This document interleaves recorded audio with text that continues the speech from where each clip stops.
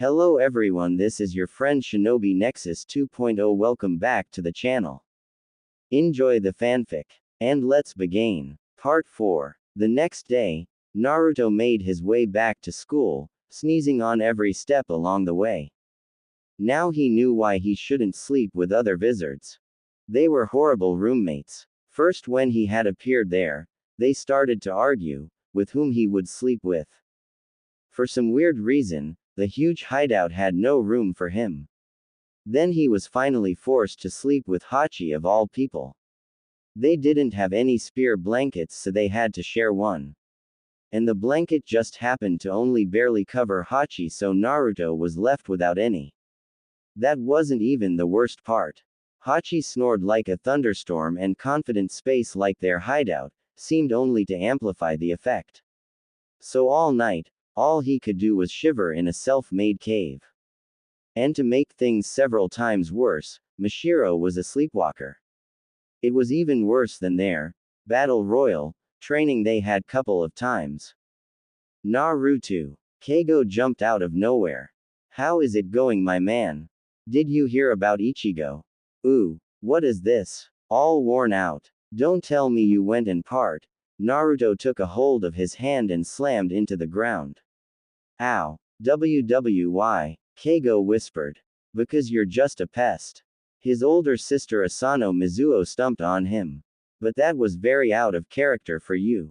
She inched closer. Something happened. Naruto raised an eyebrow. Why you care? Because there's an important tournament coming up and I don't want anything to disturb our team's secret weapon. Since when did I become a member of your team? Naruto snorted. Since yesterday. She pulled out a registration form. That's your signature, isn't it? She showed it to him smugly. What? How? I didn't. Keigo, he whispered with murdering tone. Yesterday, Keigo had asked how he wrote his name. I'm such an idiot. He whispered. Yes you are. Mizuo skipped happily him. We have practice later today. Now you're obligated to visit. Keigo had just enough time to recover and was trying to inch away. I go. Naruto whispered and pulled out his fan. I'm going to kill you. It wasn't my fault. His voice echoed through Karakura town. Uzumaki. Asano. Why are you too late? Teacher demanded from very angry Naruto and very bruised Keigo. I got trampled by a pack of wild buffalo and Naruto-sama was kind enough to lend me hand.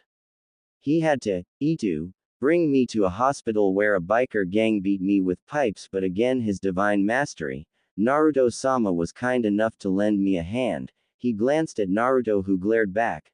But we had no time to check in because we knew we were already late, so we run back. Asano Keigo, Uzumaki Naruto, teacher sweat dropped with rest of the CL. Get on your seats. What? Keigo screamed. I get here half dead and you don't even ask questions. We're in the middle of math, so get to your seats and open your books. Naruto grinned happily as he sat down. Pissed. What happened? Chad whispered. Keigo is a dead man walking. Naruto laughed devilishly. Then he felt a familiar Ryutsu spiking somewhere near. It wasn't possible. He clanged to his side. Ichigo was holding his laughter. Now I remember. Ichigo is a Shinigami now. Everyone. We have a new student joining us today, so remember to be at your best behavior. New student. Naruto shrugged the idea off and suddenly sneezed. Damn this cold. Here. Kunyeda Ryo, who sat on his left side, offered him a health mask. Use this to cover your face. Thanks. Naruto smiled and took it and put it on. Don't read too much into it. Girl with cold eyes looked away angrily. I just don't want to get your germs. That's all. Naruto shrugged. Okay. Do you need anything in return? Chad, Mizuhiro and Ichigo looked each other before starting to grin. Well, I have a place I need to go later today, not a date. She snapped angrily before clearing her throat. I just need some help with carrying and stuff. Sure. Naruto nodded. Will we go there? Somewhere straight from school or? No. She snapped again. I mean, she cleared her throat again. Why don't we meet in Central later today? I have my club meeting. Sure. Naruto shrugged and then the bell rang. The girl sprinted away in seconds. Don't exert yourself, he yelled after her. You seem to have getting a fever. All red and flustered like that. He mumbled to himself. You did it. Agawa Mikirui squealed excited and grabbed her friend's hands. Who did what? Tatsuki walked to them with Orihime. Tatsuki-chan. Ryo-chan just confessed to Urahara-kun. I did not, she mumbled. I only asked his help while I pick something up. Really? Urahara? Tatsuki asked. That goofy idiot. Idiot who scores in top 3 in every test. Mikirui argued. But you know how he is. Just last week he spent few hours praising the magic of instant ramen. That was so lame. Ryo blushed. I admit he's a bit unrefined. But he is also very straightforward. Popular among his friends. He is witty, funny and kind. And he is strong. Okay. I can give you straightforward. Tatsuki crossed her arms. And popular among his friends. Witty. Well, he always seems to have something to say. Funny. If you enjoy his weird sense of humor, but kind. When have you ever seen him shown any kind of kindness? It wasn't until he came that Ichigo was considered a delinquent. And you watched what he did to Asano just now. What's this? An interrogation? Ryo demanded angrily, causing Tatsuki to raise her hands. Don't be so angry at her. Natsui Mahana interrupted quickly. She just wants to protect her friend, like everyone else here. You have to admit that there are some questionable rumors running around considering him and delinquents around. Ryo took a breather and corrected her posture. I'm sorry for my outburst. And yes, he appears to be a person who easily goes overboard, but I've seen him many occasions outside of school time playing soccer and baseball with younger kids and tending to little cats and such. I actually saw him once even talk to one like it could actually understand him. It was cute. And sometimes I see him just sitting in a park, doing nothing but sitting under the tree. When I've watched him from afar, he had such a calm demeanor. She noticed how everyone was slowly backing away from her. We live in the same neighborhood. I'm not a stalker. She snapped at them and they relaxed. Okay. So he is a okay boyfriend, by your standards. Tatsuki cleared her throat. Do you forget that he is already in a relationship not with one but 2 girls? You can't tell me you haven't heard his preachings. That girlfriend of his was paranoid hag and his best friend just a kitty brat. It's not my fault if he's not happy with either of them and chooses myself over them. I never noticed this before, but you're pretty cold-hearted bitch, aren't you? Tatsuki whistled. You don't mind me saying it? None taken in this situation. Ryo nodded firmly. There are so many tragic romance novels out there because people are afraid to take what want. I currently desire Naruto-san and today going to see if the 2 of us can form a relationship. She reminds me a bit of Nao-chan, he muttered after Ryo run away. His friends held breath. Was he going to start another lecture? Did something happen to you, Ichigo? He asked suddenly with a brighter face, which was hidden under his health mask. Keigo told me something before. Buffalo stumped on him. Ooh yeah, others started to yell together quickly. I heard your house was hit by a truck. Mizuhiro pointed out. Is everyone okay?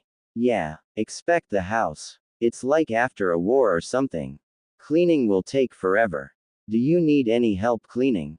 Chad asked. No thanks. Ichigo laughed. Yeah man, Chad. Keigo inched closer. You would end up taking the whole house down with you. Who gave you right to talk? Naruto glared daggers into him and Keigo jumped away. Seriously. What happened? Ichigo looked between the two. Keigo, dead man walking, tricked me into joining her sister's kendo club.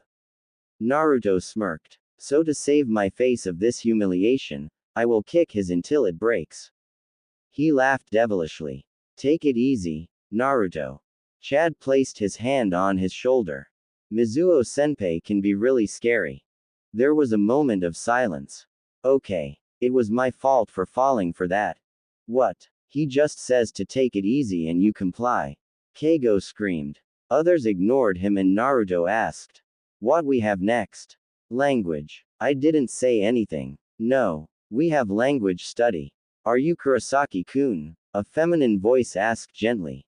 Everyone turned to face it and Naruto's face flung open. Luckily, he was wearing a health mask to cover it. Kuchiki Rukia was standing there in dressed like a high schooler. Normally it would make Naruto to wolf whistle, but now it was just shocking. I'm the transfer student, Kuchiki Rukia. I will be sitting next to you from now on. A cutie. Keigo squealed excited, all troubles forgotten. Nice to meet you. My name is Asano Keigo. These are Chad, Mizuhiro, Naruto and Ichigo. My groupies. Nice to meet you. Rukia smiled kindly. Naruto ducked under a table, but no one noticed this because everyone was busy watching Ichigo jumping like a bunny. Why you?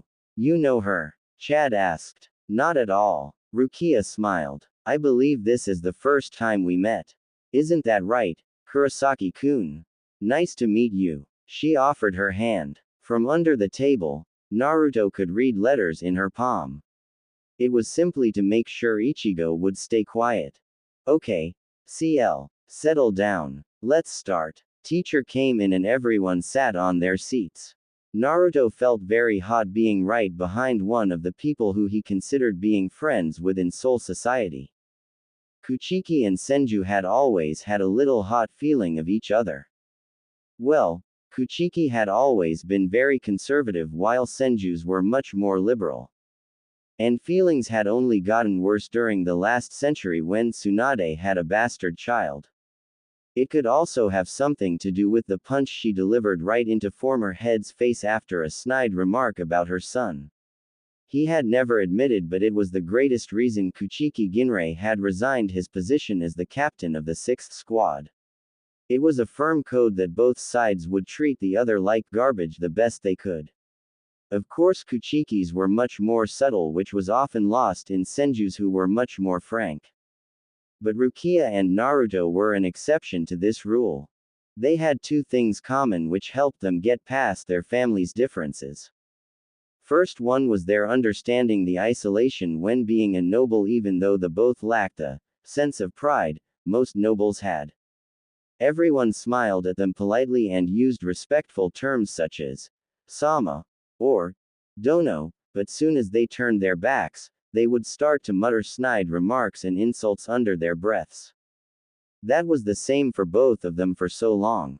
But Naruto had Rangaku and later Hinata, Shikamaru and others, and Rukia had Renji and later Kaien, Sentaro and Kion and others. They both understood how hard it was to make real friends with other people. The second and the bigger part was Shiba Kaien, her vice captain, and his Aniki.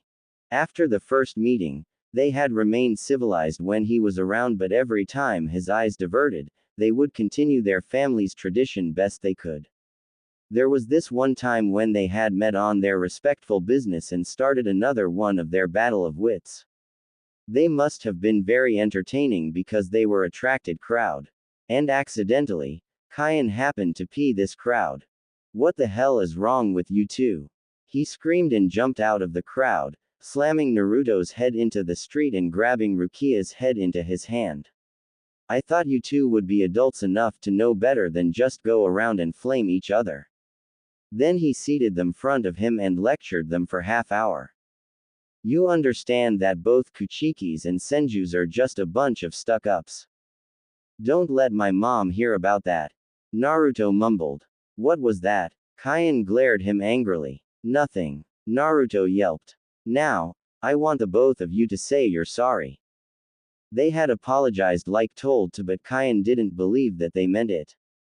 So he used Bakudo to tie them together for the day. Because both of them were so bad in Kido, they couldn't do anything other than just suffer. After that, in a fear of Kaien's wrath if nothing else, they had become friends. He could still see his satisfied smirk when they told the news to him. Then it hit him. He looked at Ichigo's struggling profile. He obviously wanted nothing more than grab Rukia and run out of CL room. To do what, was still a little mystery. It was either to beat her senseless or kiss her senseless. Ichigo really did look similar to Aniki. He even had similar manners like he used to have. Last night, a hollow that should have been an easy target to someone like Rukia, had beaten her like some just out of academy student. If Kai and Aniki would still be around, he would beat her senseless for such failure. Well, as long as she was alive, Naruto was happy. After Kaien's death, Naruto and Rukia had remained as friends. Even though she had tried to cut him off, she felt one responsible of his death. He was staring into nothingness. It had been so long since he had really thought of him. Back in Soul Society, he had a habit of visiting his grave once a month at least. Sometimes even once every 2 weeks. I wonder how Kukaku is doing, and Ganju. He was loitering around those punks last I saw him. He smiled sadly to the memory. He was such a good kid back then. I hate Shinigamis. I hate them all. Very young Ganju screamed, front of Kaien's grave. There wasn't anyone else except Kukaku and him. Nei-chan, I want to kill them all. I hate them. I hate them. Kukaku gently but awkwardly hugged him. It wasn't her job to do this. It was Kaien's. He was the gentle one, she was the harsh one, and Ganju was the spoiled one. This wasn't how it was supposed to be. They hugged each other for a while until Kukaku noticed a Ryutsu behind her. So you've come, Naruto. Ganju slowly opened his eyes. They were puffed and red from all the crying. He saw how another Shinigami walked over to them, carrying a sake bottle. Go away, you stinking Shinigami. Naruto ignored him. Solemnly he poured the sake on Kaien's grave. I'm sorry for your lose. He started to walk away. Somehow, Ganju had managed to struggle out of Kukaku's grasp and pulled out his own fireworks. He had just started learning how to make them. Take this. Ganju. Stop it. Kukaku screamed and tried to stop him, but it was too late. He threw it right into Naruto's back. Watch out. She tried to warn him. Just when it was about to hit him, Naruto turned on his heel and smoothly pulled his Zanpakuto and cut the firecracker in half. Halves flew past him, a small sparkles appearing and disappearing right after that. Did you want something? He asked coldly. Ganju. You idiot. Kukaku screamed. You could have really killed him. Ganju only whimpered and glared at the same time. I'll get you next time. Naruto sheathed his sword. That turn just now, Aniki taught me it. He whispered. So I can say that I was saved thanks to your older brother. He walked closer and did one thing he knew could work. He slammed Ganju's head into ground. Naruto. What the hell you're? Kukaku was about to jump in when Naruto gently raised Ganju from ground.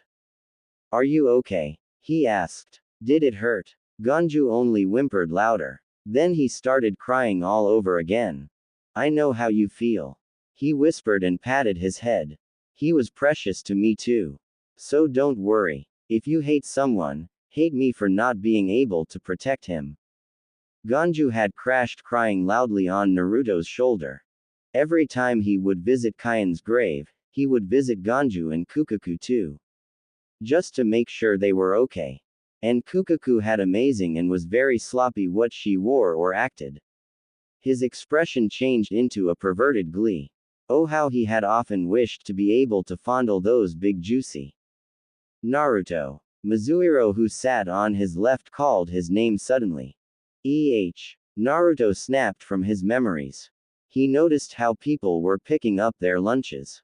Ryo on his right side had already stormed out. Girls were just weird sometimes. Want to eat together? Sure. He and Chad pushed their desks together and they opened their boxes. Naruto had brought an instant ramen. The biggest gift to mankind. His mother had always tried to make him lose that habit, but he couldn't help it. He just loved the juicy taste of that golden nectar. And in this world, they had these small cups. Hot water, 3 minutes and tada. Dinner was ready. Lunch. Where's Ichigo? He asked absently when he realized that their group lacked one member. I don't know. He disappeared as soon as the CL ended. Mizuhiro answered. Aren't you going to remove your mask? Naruto ignored him and waited patiently to 3 minutes to pee. Rukia-chan has disappeared too. Keigo gasped. You don't think? No way. Ichigo is so shy around girls that it's kind of pathetic. Naruto waved his hand. He's not Mizuhiro. Hey, that's rude. Well, sorry but that's true. You already have a game plan for sensei, I bet. Student-teacher relationships are against the law. Chad pointed out stoically. I know that. That's why Mizuhiro is so keen about her. It's the ultimate challenge and price of all womanizers. Naruto laughed. Like you're one to talk. Keigo nudged his side. A date with a CL mate, you dog. It's not a date. Naruto shook his head. She said so. She just wants help with her shopping. Naruto. Never mind. Chad sighed. When Naruto placed the empty cup in the middle of the table, he raised an eyebrow. What happened to your food? I ate it. But, you never took off your mask. Keigo asked, shocked. Naruto's eyes laughed. That, my boys, is a secret technique I learned in my old school. Thank you, Kakashi-sensei. You taught me at least one good thing. He stood up. This and how to read and look directly right in front of you at the same time. I'm going for a walk. He yawned and strolled around school buildings. This place was so similar to the academy yet so different. Here, there was no feeling of isolation. Yet there were many students who muttered insults behind his back. About his hair color. About his delinquent background. There was even a somewhat united opinion that he was a constant cheater in his tests. And not just students. Teachers in general join in this opinion. Many times some teacher would try to spring him up, like making him, accidentally, take a completely different test than others had, yet he would still score almost perfectly. Naruto didn't mind about school's opinion. His clique's opinion of him mattered great deal more. To them, he wasn't just a cheating, foreigner delinquent with bad friends but a goofy kid with weird obsessions. Here, he wasn't Senju. A next head of a great noble house. Here, he was Urahara. A nobody. It was refreshing. Here, if he did something, a teacher wouldn't scold him for doing something inappropriate to someone at his station. Just scolded him for doing something against rules. True, here there wasn't Shikamaru and Hinata to spend time with, and teachers were many times uglier than back in the academy. But here, he was either a genius or a cheater. There he was either a loser or a spoiled brat. But there were funny lessons like sword practice. Here, the only challenge he had so far was from a delinquent from a neighboring school called Big Blade.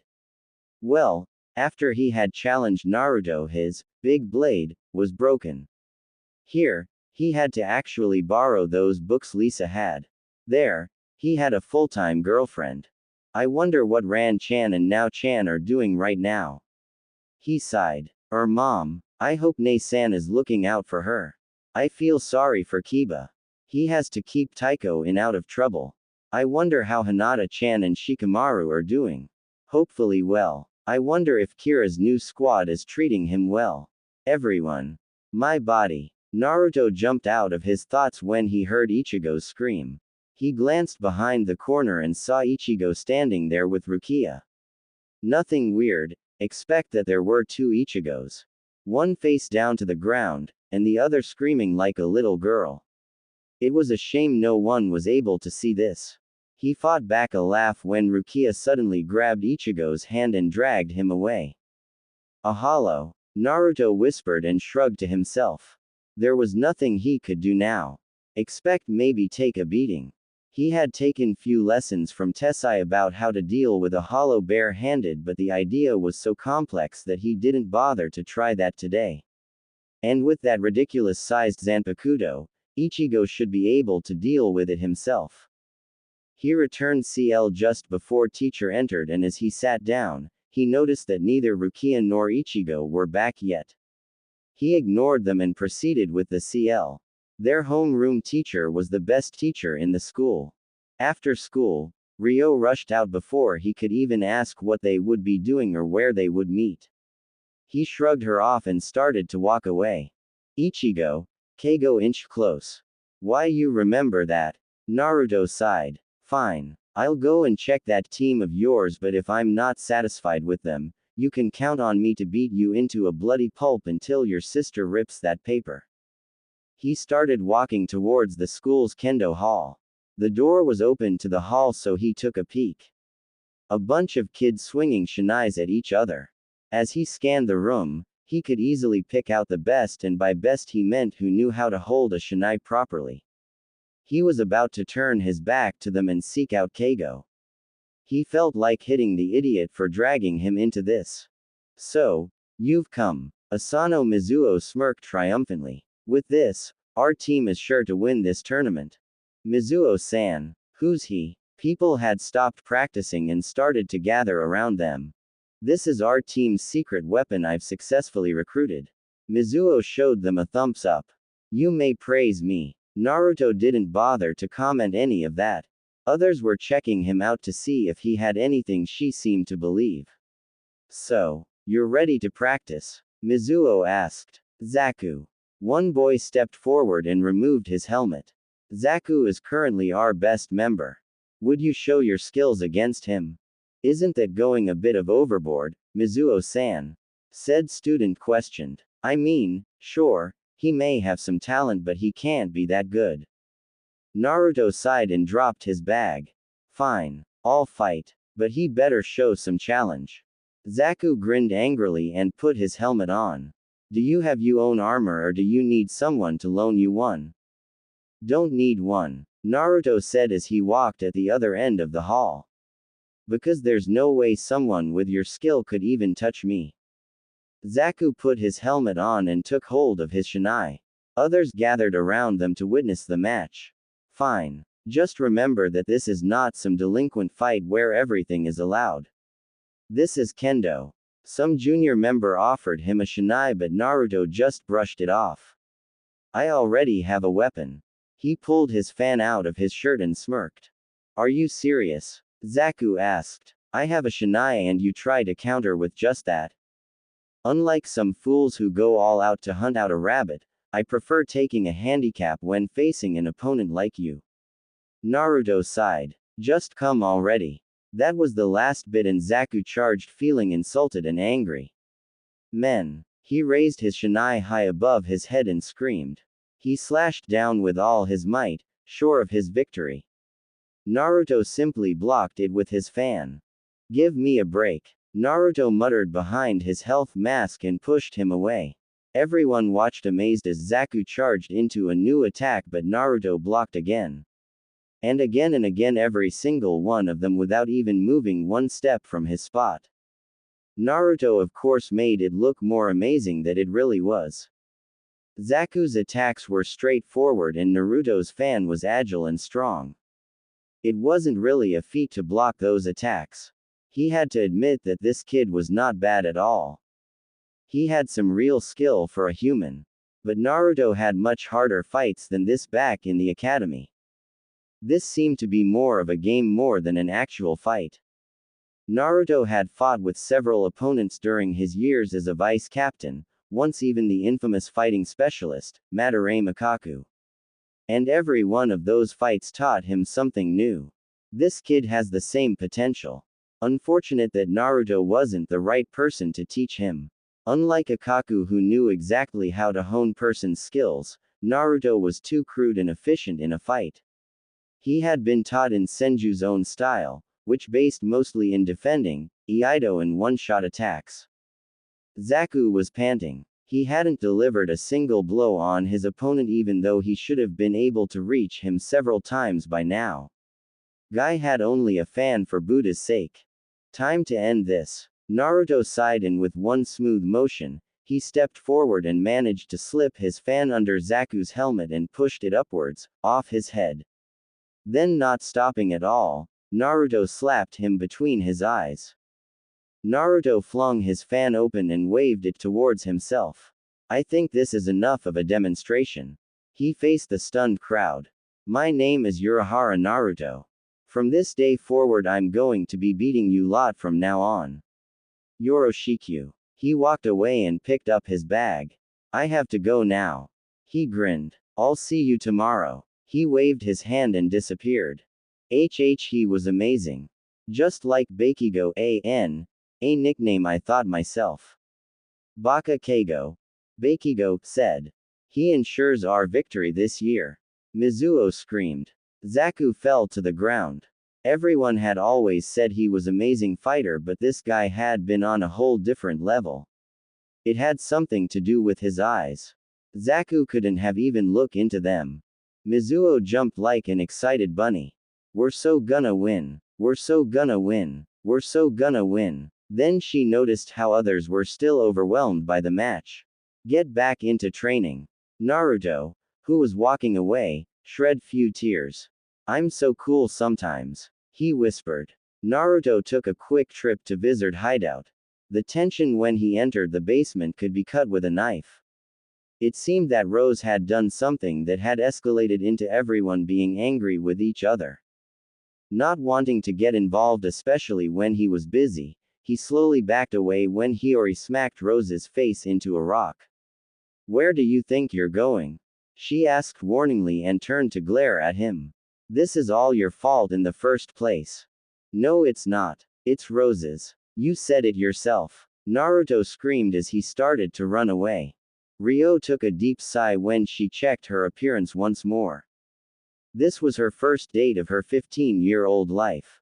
She had gone to her club meeting but left little early, rushed home and changed clothes. She wanted everything to go perfectly.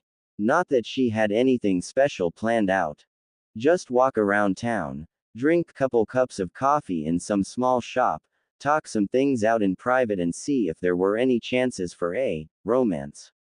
She blushed slightly. She thought herself as very practical girl and understood easily that there was a good chance that tonight would be one night thing. That he would say that he was still in a relationship with that, now Chan, of his, or that he would try to date that, Ran Chan. She would accept his answer, whatever it was.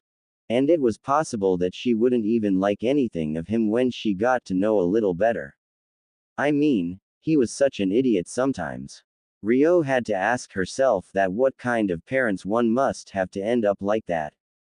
To answer that question, she had decided to meet up with Naruto here, in his own home. She was now heading towards the candy shop he was known to live in. When she had asked her parents about the place, she was surprised to hear that it had been said to been there for ages now. It had been before her parents had moved in here. Perhaps it was a family business that was still going. Well, she was soon to find out. Jinta home run. She heard a kid's voice screaming. Jinta-kun, you should stop playing and do your chores. Stop acting so high. Take this. Ow ow ow ow ow. Jinta-kun, stop that. Ryo walked around the corner just in time to see a red-haired boy bullying girl of same age. She remembered seeing these two with Naruto from time to time. That must mean that these were his younger siblings. Not that they looked anything like each other. Excuse me. What? Jinta stopped tormenting Ururu and turned around. A customer. Itu. Roy cleared her throat. I'm looking for Urahara Naruto-san. Jinta huffed. That idiot. He hasn't come back from school yet. He turned face the house. Tessai-san. Owner. There's a guest for that idiot. The door opened to the shop and a giant, dark man with glees. It's true. What can I do for you, Ojo-san? Ryo blinked. When would Naruto-san be coming back? He usually stops by the clubhouse on his way home and might stay there until evening. Tessai answered before anyone else could. We did agree seeing each other today. Ryo was little nervous standing front of such man. He must have been over 2 meters. Easily. Then I'm sure my son will be here any minute now. She heard another voice coming from inside the house. A man who was either color blind or deliberately overusing the color green. Welcome to Urahara Candy Shop, Ojo-san. Kazuki smiled widely to the girl. My name is Urahara Kazuki. I'm Naruto's father. I can tell, Ryo whispered. Now it was obvious where Naruto got his looks from. That goofy smile was like a copy from what she had seen in school. Nice to meet you. I'm Kunyata Ryo. She quickly remembered her manners. I'm sorry to intrude on you like this. Don't worry about it. Please come inside while we wait for my son's return. Jinta, why don't you take Ururu into a stroll around the neighborhood and see if Naruto is anywhere near? It would be bad to let such a lovely girl to wait. Why do we have to go and look for that idiot? Jinta muttered as he and Ururu disappeared behind the corner. Come in, come in. Tessai-san will put some tea for you. Is there anything you would like to know about him? That's why you came, isn't it? Ryo blushed slightly. Had she been that obvious? You want me to teach you Shunpo? Yoruichi asked. They had accidentally met each other and started talking. It happened every once in a while and it was a convenient way to deliver messages between her and Kazuki. And Naruto heard something about Soul Society. Why, you're not fast enough. Well, considering that I have a possibility to get private tutoring from Goddess of Flash herself is a pretty good motivation to try to reach new heights. Don't think flattery will help your case any. Naruto sighed. So it's a no, then. I'm afraid there's only a little you can teach a person like you. I've heard that you're pretty fast already. When you get down the basics, everything else comes naturally or with hard work. The cat stood up. I know it's hard, she whispered suddenly. But try to understand what's at stake here. I just wish I could see that they're okay. To talk to them perhaps. And most of all, to figure out if I'm still going out with Now-chan. Because there's this girl I think likes me but I don't really think I can honestly go out with her if Now-chan still thinks we're going out. Yoruichi's sweat dropped. I gotta go. She jumped up quickly and started to run away before the storm began. But just before she would disappear, she turned around. Instead of jumping around the real issue, why don't you ask the right question? From yourself. Naruto tilted his head. What you mean? Think about it. Yoruichi disappeared. I wonder what she looks like without her disguise. Naruto mumbled to himself and sat on the bench for a moment, allowing random thoughts come and go. The right question, huh? He looked up to the sky. Do I want to be either of them? He mumbled. Can I ever be with either of them? Dad's been in the real world over a century already. I've been almost a year now. Who knows how long it might last? He scratched his nose through the health mask. He had forgotten it on for the whole day. He sighed. Ran-chan was his best friend. Now-chan was his girlfriend. Ryo-chan asked him out. He screamed suddenly, shocking a nearby people. Why does it have to be so hard? I have a crush on a girl half of my life and then all of a sudden I have a girlfriend. Then my best friend starts making pays at me and suddenly I end up here. Far far away of both of them when a high schooler starts to come on to me. What should I do? Maybe you should be there when that high schooler is coming to visit you. He jumped up. Idiot. Jinta. Ururu. What are you two doing here? That girl came to our house. Jinta answered nonchalantly. Owner told us to come and look for you. She's there. But why? Naruto screamed and quickly started sprinting towards the shop. Thanks guys. So, you're his CL mate? Urahara asked while she enjoyed tea. How lucky of him to have such a lovely girl as his CL mate. Thank you sir. Ryo nodded back. It's an honor to meet you too. And so polite. How nice. Kazuki waved his fan. Ryo looked around the house. It was a rundown shop that must have been standing there for some time already, but it had a nice feeling to it. Is your wife away at the moment? My wife? Kazuki asked confused. I don't remember being married. He turned around and walked out of the room. Ryo realized that she had just said something she shouldn't have. I'm sorry. Don't worry about. Tessai muttered and picked up the tray. You couldn't know. I'm home. Naruto's voice echoed through the house. Ryo-chan, what are you doing here? I thought we agreed to meet in the center. I know we did, I met her by accident and invited her to tea. Kazuki emerged from the back room, the usual cheery himself. Naruto narrowed his eyes suspiciously. Do you have a habit of inviting high school girls to tea while I'm not here? Ryo looked the exchange between the two. No way. Kazuki waved his hand.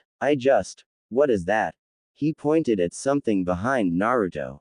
What? He turned around. I don't see anything, Dad. He screamed when he realized that Kazuki had disappeared again. Every time, he cursed under his breath. Then he smiled to Ryo. Can you wait for a minute? I'll just change my clothes and then we can be on our way. Oh, okay. Ryo stuttered. Did she really want a relationship with someone so gullible? They walked out of the shop just in time to say goodbyes to Jinta and Ururu. So, what you want to do? Naruto asked, as they walked down the street. Well, there's this bookstore I would want to visit. Ryo suggested. If it's okay with you. Sure. Naruto shrugged. Do you read a lot? Some. Ryo nodded. Poetry mostly. Really? That's something. What about you then? Do you read anything? Naruto smirked. Some. Novels mostly. Did. Not much since I moved here. Why did you stop? Well, I've been busy lately. He smiled sheepishly. You know, new school, new friends and all that. You should continue your reading. Ryo stated firmly. Maybe you should pick something up while we're in the bookshop today. Maybe I should. Naruto laughed. The day ended up being a lot of fun for them. Even though Naruto did feel like he was cheating both Nanao and Rangaku. But he shook those thoughts out of his head and enjoyed his date with Ryo-chan. Would you think this would go with my bag? She showed some stuffed cat with a string on it. Naruto was thinking for a moment before he shook his head. Nah, it doesn't reflect you. He smirked and quickly ransacked the stand before pulling out a similar cheetah. Ryo's sweat dropped and looked between the two. A cheetah? Are you kidding me? Naruto made a childish face and rushed to the counter. I'll take this. Naruto. Ryo chased him out, disapproving glare but a hint of a smile on her lips. Catch me if you can. Naruto laughed loudly. That was a mistake because suddenly Ryo was gaining up and fast. He had forgotten that she was in the track team. She had a confident smirk on her face. How long do you think you can stay ahead of me? Naruto ran to a nearby park. Being a former high-ranked officer in Gote 13, he had a decent stamina. And after his holification, it was many times greater. But that damn girl was just playing with him. She had run past him twice already and made only half-ed attempts on the ornament. When she made another ridiculous attempt on the ornament, he suddenly grabbed her hand and pulled her near. Oh okay. Pant is enough. Ryo was blushing madly when she could feel Naruto's breathing on her face. Their lips were only few inches apart. Was he going to kiss her? Was she supposed to kiss him? What to do? What to do? I'm not ready for this. I didn't put my good lip gloss today. Does it matter? They looked into each eyes for a moment and Ryo was sure something was going to happen when Naruto suddenly let go. Here. She put the cheetah doll into her hand and turned away. Why don't we sit for a while on that bench?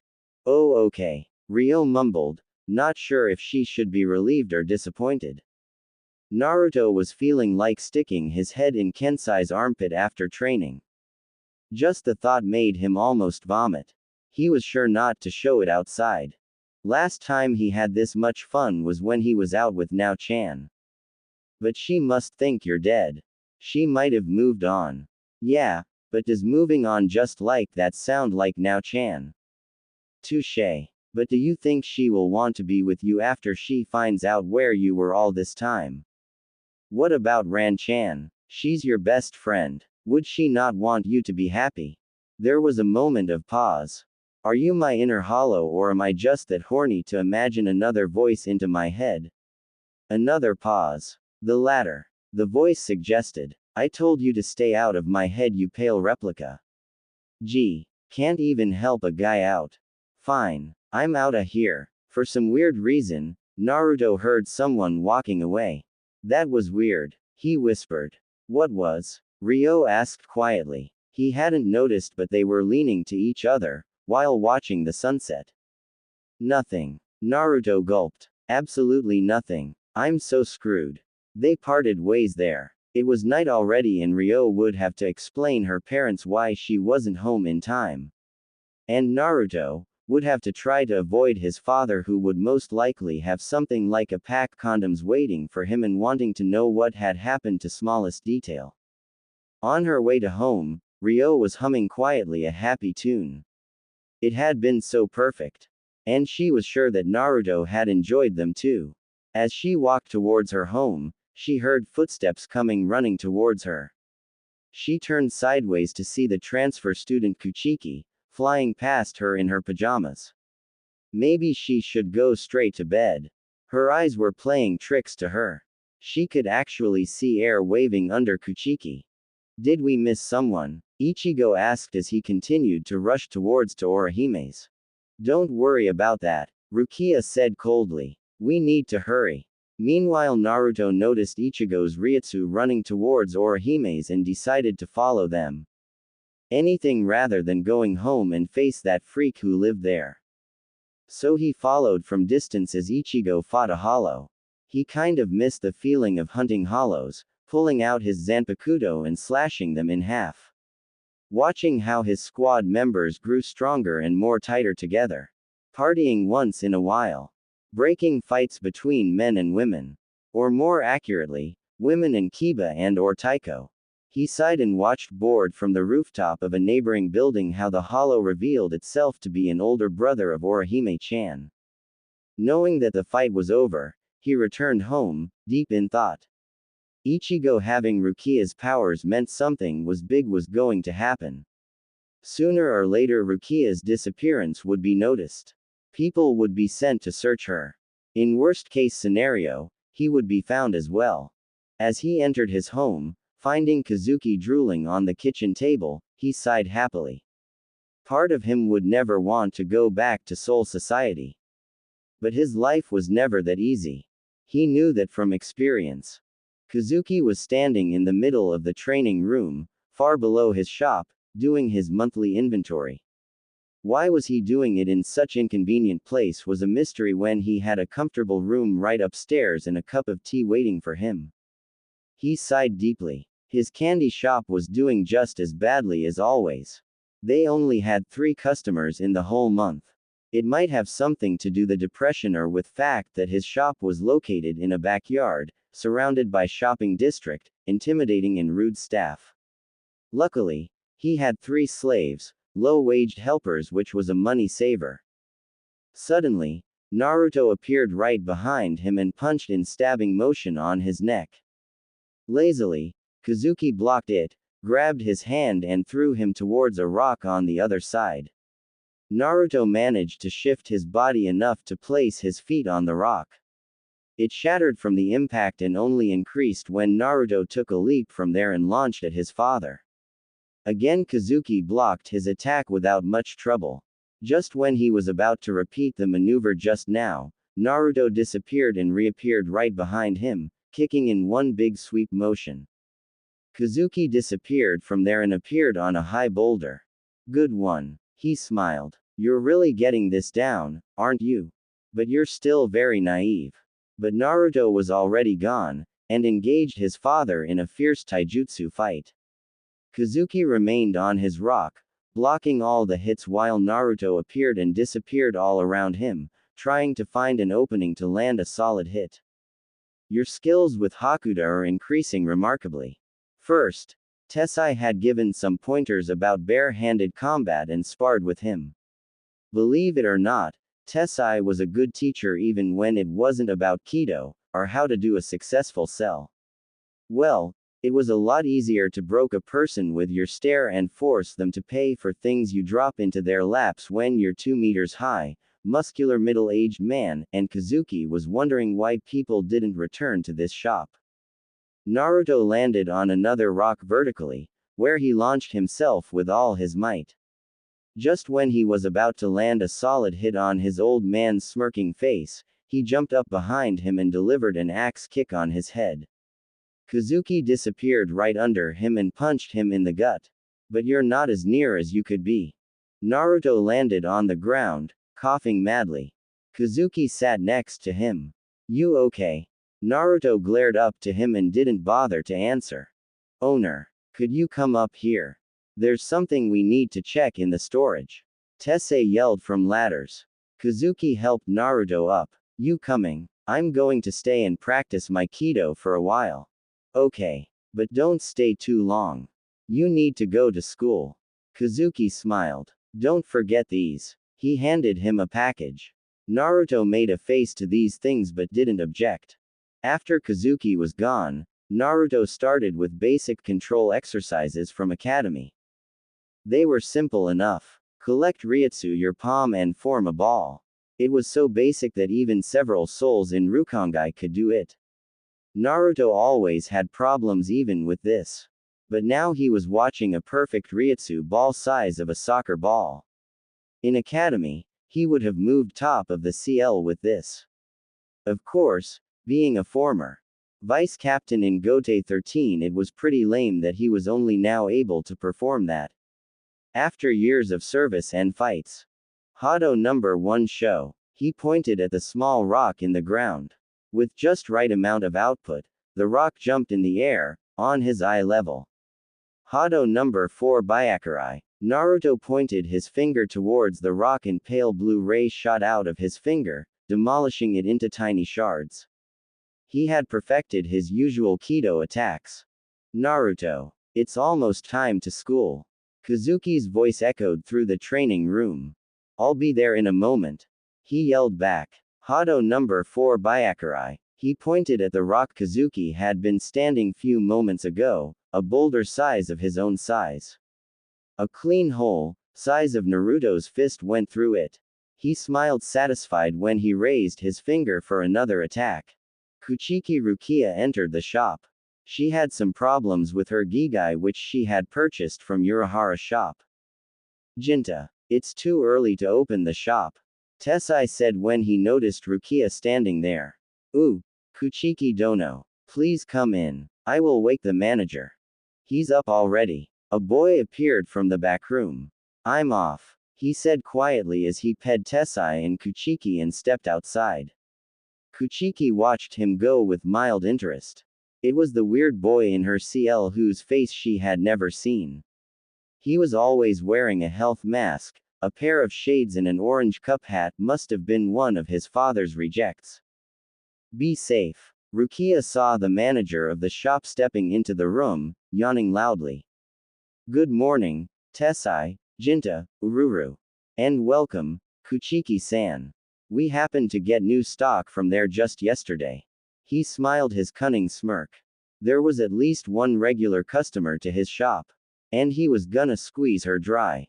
Naruto breathed hard through his mask, a disguise he was forced to wear if he wanted to keep going to school. He couldn't reveal it because his father said it could danger everything. You yourself said she's not an idiot. Don't you think she will add 2 and 2 together if she realizes you're here? A person how is dead? Are you afraid that she will tell Aizen? Naruto asked. I'm not worried about that. Kazuki waved his fan. I'm more than certain that Aizen knows where I am and knows where you are. He may not know the exact location but he knows that we're somewhere in Tokyo. He won't act on it because he knows that I would just pack my things and disappear again and this time, he might not find me. Or that's what I suspect at least. Then why can I just reveal myself too? Because rest of the Gote 13 doesn't know where we are. Closest your captain has ever gotten, and he is definitely the best there is when it comes to finding people, is that he suspects us being in Japan. But if Kuchiki-san were to realize that we're fugitives, convicted criminals by the Central 46, what you think she would do? She would most likely reveal our location to Yukitake Taiko. That man enjoys the general trust he has among his squad and other captains. When Rukia would finally return to Soul Society, then Yukitake in turn would be obligated to reveal it to rest of the captains and Central 46, who would probably force Gote 13 to attempt to capture us. After all, They didn't take it lightly when W0E escaped literally under their noses. So why don't I just quit the school? Absolutely not. I will not be one of those fathers who will allow their childs to ruin their own future before it even began. So Naruto was forced to wear this ridiculous disguise every day in school, and only thing that was more amazing how he got away with it among his teachers was how Rukia-chan didn't recognize him. They had even done a school project together when ordered by the teacher, and she hadn't even questioned his clothes. Just finished IGN meant and dragged Ichigo to somewhere to fight Hollows. It wasn't until she found out that he was the son of the person who gave her the Gigai that she actually made an effort to get to know him. But not by any standards could they be considered friends. Rukia always had this habit of distancing herself from others. Naruto. Keigo jumped out of nowhere and landed on his shoulders. What's up, my man? Still in a cold? Yeah, Naruto muttered. Shouldn't you check it or something? I mean, it's been going on for 2 weeks. I'm fine. Naruto shook him off and continued to walk. Yo, Chad. What's up? Naruto. The giant greeted him. I heard that there's a kendo tournament coming this weekend. Are you competing? Depends who you're asking. Me. No. Mizuo-senpai. Hell yeah. He sighed. Not really interested in all that. They walked to school together like always because of the way their houses were located. From Urahara's shop, Keigo lived nearest, Chad halfway to school, and Mizuhiro the furthest away from them, and Ichigo somewhere between all that. So they would meet few blocks away from school and walk together. Normally. But lately, it had changed. Yo, Mizuhiro. They met up with the lady killer. Seen Ichigo today? Nope. See, he's with Rukia-chan. I know it. Keigo jumped around and started screaming like in pain. Kaya, Kami-sama, why have you abandoned me? I knew that something was going on when they were having lunch on the roof. Has Keigo finally snapped? Ichigo's voice asked as he kicked him on the ground. He's just had gotten the idea that you're going out with Rukia-san. Naruto shrugged as they abandoned beating Keigo. What? I'm not. We know. Naruto snorted. Every time you look into a girl's eyes, you will snap like a stick. Unless it's Tatsuki, who I think doesn't play to our team if you ask me.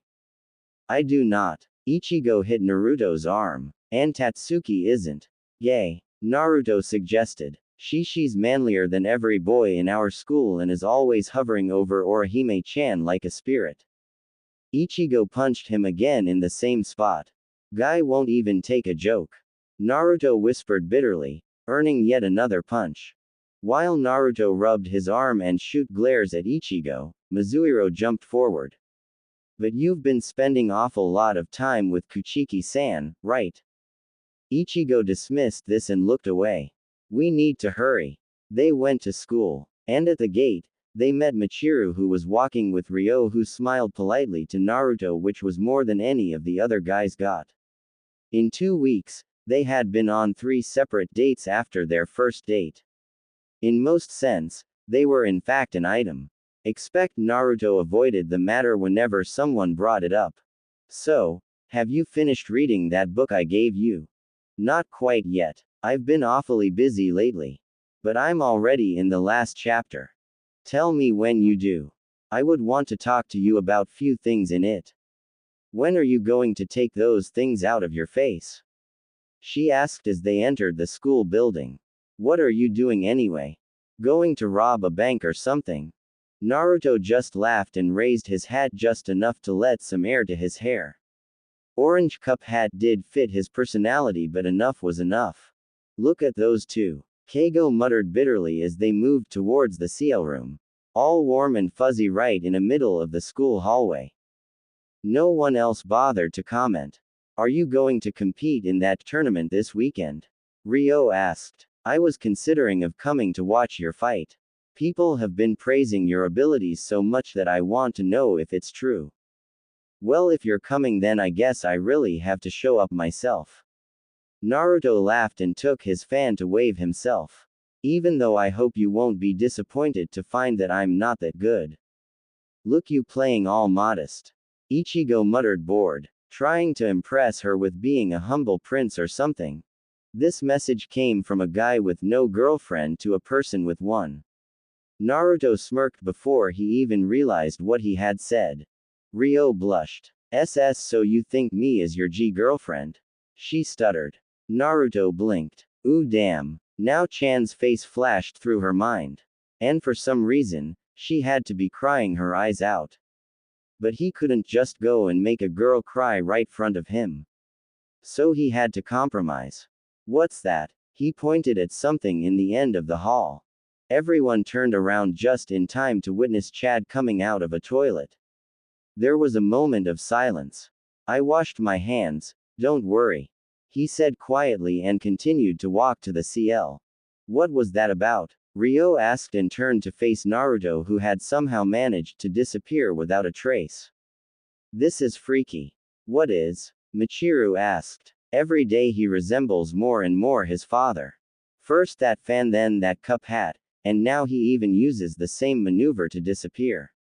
She shrugged and left to CL. "At least I know what to expect if our relationship ever lasts that long." When they reached the CL, they found Naruto sitting on his usual desk, sleeping behind his book. Ryo was about to ask the question she had failed to receive an answer last time. "Okay. Let's settle down, everyone." But the teacher came into the CL before she could do that. First CL ended and Naruto suddenly rushed to talk with guys, so Ryo, frustrated of this, stumped to the corridor. "What's wrong, Ryo?" Tatsuki asked. "You seemed very angry just now." "I've been dating Naruto for 2 weeks now. We've been on several dates and I at least have enjoyed them. So naturally now I've been thinking, am I his girlfriend? Am I not? Am I just wasting my time with a guy, or is this worth it?" She ranted so fast that her friends actually couldn't keep up with her lips. "Then he finally slips about having a girlfriend, and then I just want a confirmation that he meant me. He just run away like he has seen a ghost." She inadvertently kicked a wall right front of her. That, he still even hasn't finished with the book I gave him last week." Michiru hugged her friend. "Don't worry. I'm sure Naruto-kun is just shy when it comes to such a girl as you." Ryo took some deep breaths and sighed. "Thank you, Michiru. I'm glad I at least have a friend like you. And you, of course." She nodded to rest of the girls. Then her eyes concentrated on something behind everyone's back. "What's Kuchiki doing to Kurosaki?" Everyone turned around in time to witness Rukia dragging Ichigo from his head. "Do you think those two are a couple?" Michiru asked little bitterly. "They are together so much these days." "No way." Tatsuki snorted. "That guy can't even talk to a girl directly without snapping. There's no way she would be an objection." The Cleese continued without the duo and ended. The lunch began. Like always, guys got their desks together and picked up their lunches. Naruto again had an instant ramen. He poured the hot water and waited when his cell phone suddenly rang. "What?" he asked, not letting his lunch out of his eyes. "Is that any way to talk to your father or answer a phone?" Kazuki's voice asked with a scolding hint in it. "What you want?" "I'm having lunch." Naruto snapped back angrily. "My ramen is getting soggy." Guys followed this, mildly interested. Anything to entertain them while they ate. Well, long story short, Kuchiki-san requested for a jikongan for Kurosaki-san, but she accidentally got something that she shouldn't have. Naruto blinked. "What? Did you sell her a regular gum or something?" "Well, not exactly." Naruto could imagine his father making up a reasonable excuse. "I don't have time to explain," there it was, "but tell Kuchiki-san not to use the jikongan I gave her." "Well, I have to tell her later because she's not here right now. She dragged Ichigo somewhere and I haven't them seen since." "Oh dear," Kazuki gulped. "Well, no biggie. Could you go and find them?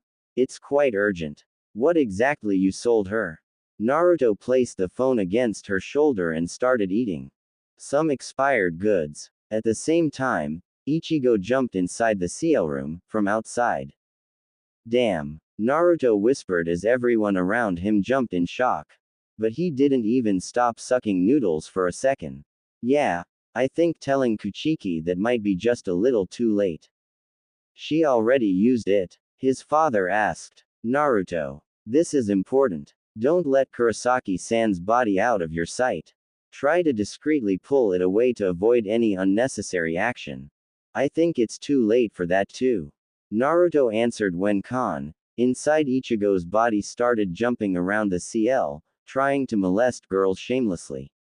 Everyone watched shocked. Did he snap? Keigo asked. What should we do? Chad asked. I think I'm going to stay here. Mizuhiro backed away behind the giant. Just then, Ichigo's body flew right over their desk, throwing all the lunches out of its way and knocking Naruto's ramen. Ramen! He screamed as the noodles made a mess right on the floor. No one noticed because they were fixated on Ichigo, who now kissed Tatsuki on the lips. Just when she was about to punch his guts away, a broomstick landed on the desk, almost hitting Ichigo into his head, but he jumped up, and the stick shattered against hardwood of the desk. Everyone turned around to watch Naruto, who was holding the broomstick and also emitting an amazing amount of killing intent that even Chad took a step back from him. Do you know what you did just now? Naruto asked quietly, raising the broomstick like it was a sword in his one hand, and on the other, there was an empty cup of noodles. I don't care if you make out Tatsuki. I don't care if you grab girls' butts. I don't care if you make a chaos during lunch. He stepped forward. But there's no reason in hell that gives you a right to knock down my ramen. He screamed and suddenly threw the cup in Ichigo's face. Everyone's sweat dropped. Expect few girls who were very angry. Especially Ryo. They were below a cup of noodles. But Naruto didn't bother himself with them because he raised the stick above his head and screamed. Prepare for punishment. He smacked down, missing Kon just by centimeters. Kon backed away and kicked forward, which Naruto blocked with his stick. Both Kon and Naruto engaged into a fierce fight. Amazing. Keigo whispered breathlessly. They are amazing. They had known that those two were probably strongest people in the school. Probably in the whole Karakura town, but this was amazing. Did you know about this, Chad? He looked up to his friend and was shocked of the expression on Boy's face. He was exactly like rest of the CL. Chad had thought he had known both of them. He had fought alongside them almost daily in middle school. But Naruto had never pulled a weapon more threatening than a fan. It was like his trademark. Naruto armed with a broomstick was like a hurricane, so fast that Chad couldn't even follow it. Only more amazing was how Ichigo was able to either block or dodge all those attacks. Naruto strode forward before stepping back and swept through the CL room. Kon dodged the attack and jumped forward and over the sweep, kicking Naruto's head. Except Naruto wasn't there anymore. He dived under him and punched him onto his leg. They are like a pair of samurais. Mizuhiro whispered. Like from some movie. Suddenly the CL room door flung open even though nobody was there. Some students could see some haze but nothing else. My body. Ichigo screamed. What the hell is going on here? Kon cursed under his breath, jumped out of the window. I'll be keeping this for a while. See ya. And disappeared out of sight. Not yet. Naruto screamed and jumped out of the window and threw the broken broomstick into Kon's back but missed by inches. My body. Ichigo rushed to the window still next to Naruto just when Rukia entered the CL room. What the hell are you doing? Naruto looked away when Rukia suddenly grabbed his collar. What in hell did your crook of a father sell me? Ichigo asked amazed. Ichigo. Naruto turned to face the Shinigami. You should chase your body before it does something bad. You can see me. Now's not the time. Hurry. Right. He jumped out of the window, chasing after Kon, who was sprinting away. Rukia glared up to Naruto and dragged him away. You're coming with me. You can explain why your shop sells something that was supposed to be terminated long time ago already. Chad, Ryo, Mizuhiro, Keigo, Tatsuki, Oraim and everyone else just blinked. You think it was a show? Mizuhiro suggested, but suddenly Tatsuki burned up on flames. I don't know what is going on, but I'm going to kill those two for this. Naruto, just because he's so annoying. Cup of ramen. Over my first kiss. You have my consent. Ryo whispered. A cup of ramen, my life is ruined. Ichigo screamed when Rukia and Naruto had reached him. Why? Just because he kissed couple of girls using your body? Rukia asked skeptically. That's lame. Don't be so hard on him. Not everyone is such a natural around girls like me. Naruto said and fanned himself with his hat. And anyway, how can you see me? Ichigo asked from Naruto. Have you always been able? Who are you anyway? What? I'm Urahara Naruto. Did you forget already? Ichigo, this one is the son of the person who gave me my Gigai and my supplier of these things. Where is Urahara anyway? This is his mess in the first place. I called him and he told that he would locate the modified soul himself. Naruto waved his hand. So don't worry. A modified soul? Ichigo asked. He couldn't even start to explain feelings he was having right now. First, his body had ruined his life in high school forever. Then it disappeared, creating havoc as it went. Then he found out that one he thought as one of his best friends was a person who can see ghosts. And not only that, this friend's father runs some sprit shop. It would only get more weird if his own father was a Shinigami or something. Hint.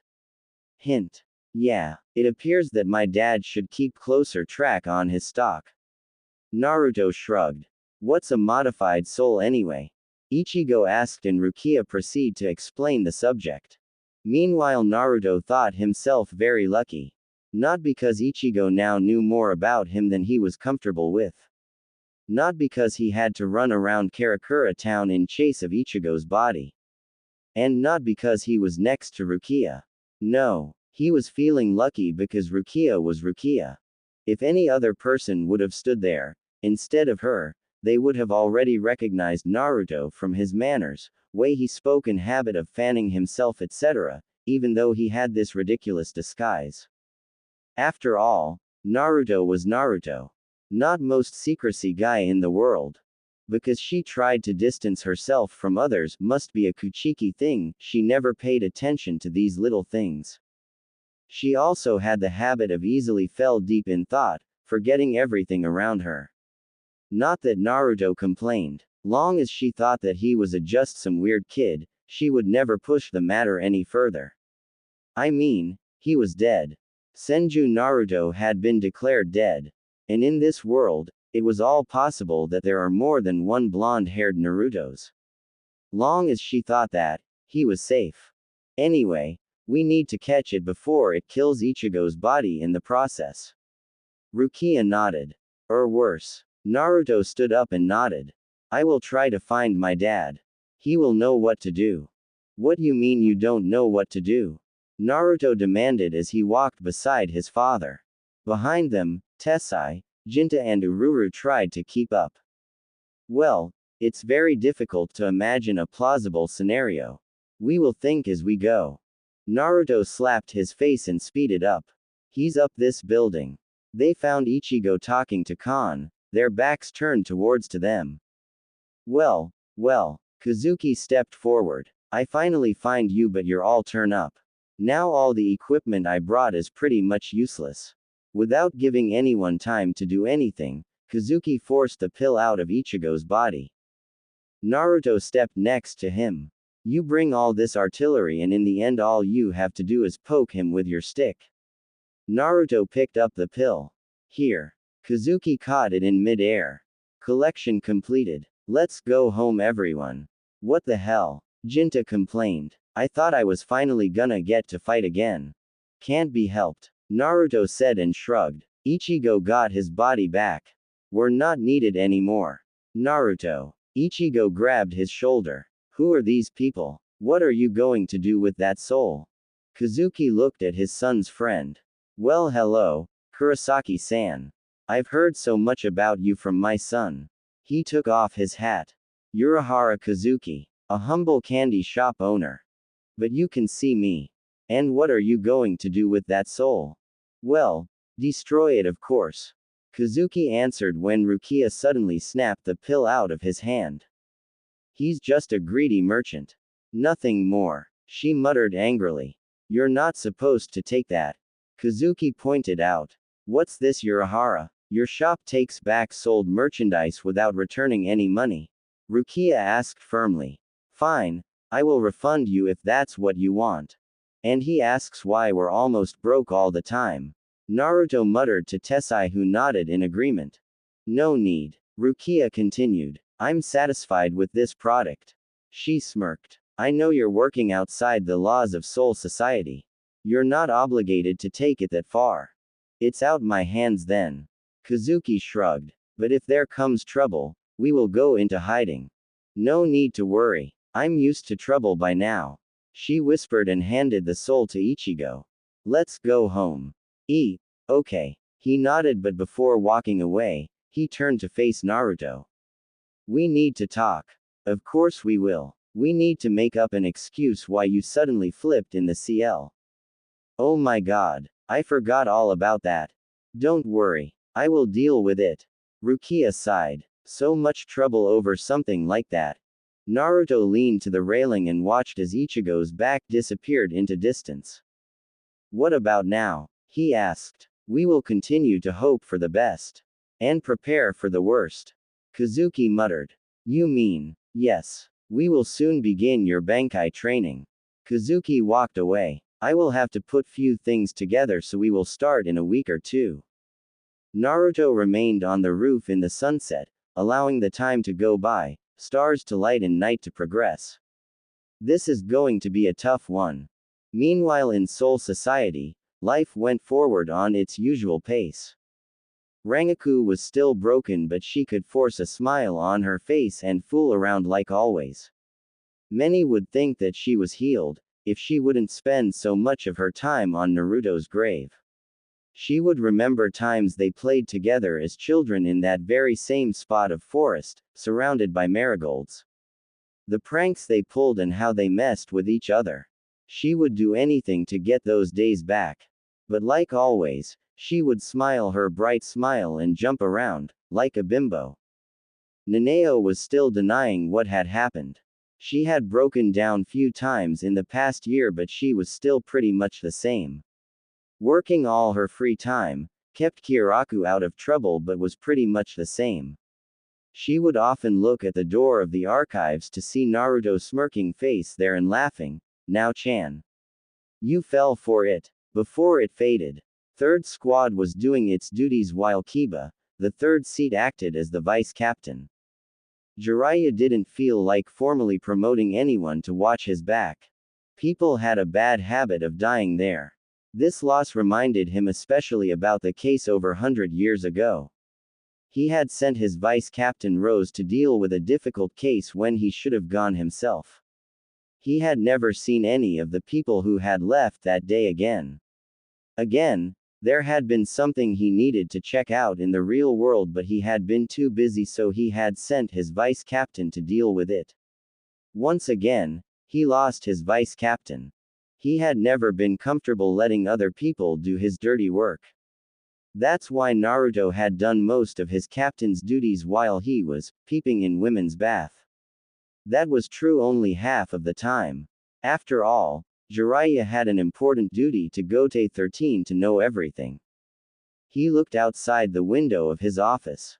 It was a sunny morning in his barracks and he was stuck inside doing paperwork because Kiba was visiting his sister, who apparently with her mother had found a perfect mate for him.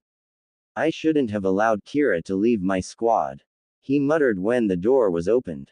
Good morning, Gumaken Taiko. He turned around to face Aizen's polite face. Nice morning, isn't it? Jiraiya smiled back. Yeah, isn't it? Mornings like these make me want to drink some sake. What brings you into my office this early in the morning? Hinamori-kun. Aizen turned to smile his vice captain, who nodded quickly. Gumaken Taiko, here are reports you requested from our squad. She handed them over. Thank you, Momo-chan. Jiraiya smiled to the young girl. But any squad member could have done this without much of work. I thought that because it was such a lovely day to take a small stroll and play a little hooky. Aizen smiled. You interested in joining us? Any other day no doubt, but today. He shrugged. Ooh, what the hell? Shikamaru. Get your in here. 5 minutes of complaining, convincing, threatening, bribing, and finally, Hinata to calm everyone down. Jiraiya and Aizen enjoyed tea in a local tea shop. Why not? They were good friends. They had known each other long time. Aizen had actually first joined the third squad before Hirako had stolen him as his second. No one could honestly say that they had something against the man, unless Jiraiya was a curious man. Always. Female anatomy, secrets of others, history, ideas, dreams, etc. He wanted to know everything. He might not go around and poke others with scalpels like Kuretsuchi, but there was very little that actually held him back.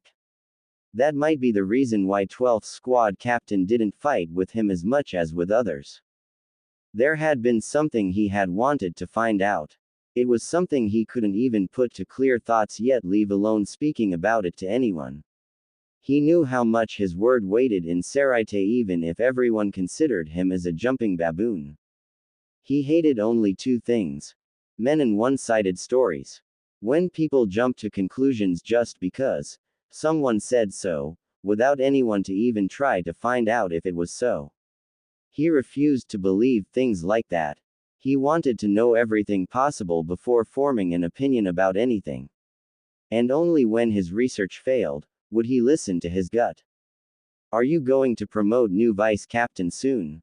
Not likely. Jiraiya sighed. It's always so hard to lose the one behind your back. Then he smiled. You're lucky to have your vice captain to move on to another squad's captain instead of seeing them dying in battle. Lucky? Aizen muttered. Hinamori-kun would be kind enough to get us some more dumplings. Of course, Aizen Taiko. The girl jumped up and rushed to the counter. What is it? Jiraiya asked. I'm worried about Jin. Aizen whispered with low voice. He seems to be, you know what? Never mind. He smiled. I'm sure I'm just imagining things. He stood up. I'm afraid we must be on our way now. I hope you will enjoy dumplings. Hinamori looked between two captains before placing the dumplings she had brought from the counter. Jiraiya sighed as they walked away. He had his suspicions. But before he could get some remote evidence, he would let things go by their flow. Tsunade was still heartbroken over the loss of her son. She was drunk most of the time and was now doing a tour around various gambling halls around Seoul society. Shizune did what she could to keep her in check, but there was only so much she could do. Do you ever miss being a Shinigami? Naruto asked from Vizards on their poker night.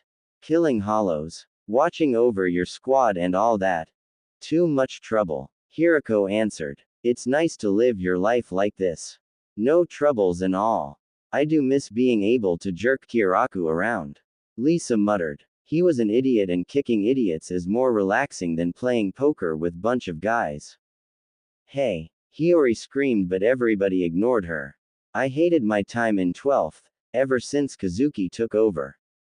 Hey! Naruto yelled. I got straight. He showed his cards and others smacked them into the ground, frustrated. To me, it's pretty much the same. Love shrugged. I mean, sure, I did enjoy being the hip and cool captain of 7th, but, he shrugged. There's nothing I can do about it. And living your life free isn't that bad either. Jiraiya was a good captain, but I don't miss him that much. Rose explained. He taught me many things, but being a vice captain wasn't really my dream job. Doing your hair was your dream job. Love muttered under his breath. Rose huffed and turned away. Well, there you have it. Hirako smirked. Life in Gote 13 isn't all there's to it. I don't know if I still want to be the captain commander someday. Naruto said, leaning back. At first it was just a goal, you know. Something to point my nose to. To reach up to. But now, I'm half a hollow. Could I even get my old position back, leave alone any promotion?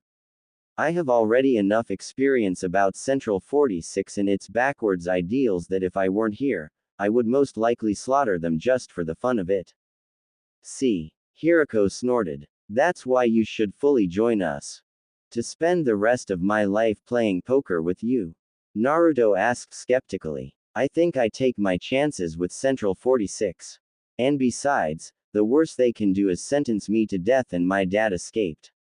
He snorted. I would be there until the execution and then slip right under their noses. Now that would be cool. You're an idiot, Kensai whispered. Says a guy who loses to Mr. Punching Bag. Naruto muttered under his breath. What was that? He said that you're weaker than Bag-kun, Baka Kensai. Mashiro repeated. This resulted another fight in the Vizard hideout. When the fight progressed, Naruto dismissed all those thoughts and promised to himself to deal with them when the time would come. Now, he would concentrate on kicking Kensai into his knee while trying to pull Rose's hair hard as he could yet ignore the pain Lisa caused while strangling him with her feet. Chapter end. Shinigami Golden Cup. So, you can see ghosts? Ichigo asked. Yep, pretty much. How? I mean, are you a Shinigami or something? Me. That's a funny thought. Naruto waved his hand dismissively. Anyway, I came here to ask you something. What? Do you like Rukia-chan? What? Ichigo blushed and backed away. How can you say something like that, you idiot? It's not for me. It's for someone I know, to make up for something I said. Dad and his crappy products. He added under his breath. Meanwhile, Ryo was tapping her foot. She was waiting behind a door, with Michiru. You didn't have to go this far for something like this. Oh yes I did. She glared anything around her. A cup of ramen mai. For some reason everyone had forgotten that Ichigo molested half of the girls but remembered how Naruto had referred them below his ramen. Naruto was in a doghouse and wasn't getting back in for a while. 3 figures were standing in the middle of a rocky area. All of them were panting heavily like they had just run through hell. Their clothes were ruined. Around them, countless pieces and shards of rocks lied around them. It seemed like an army of hollows had just rampaged here. 2 of 3 figures were standing inside a glowing cube while the third was sitting outside, holding his hands together.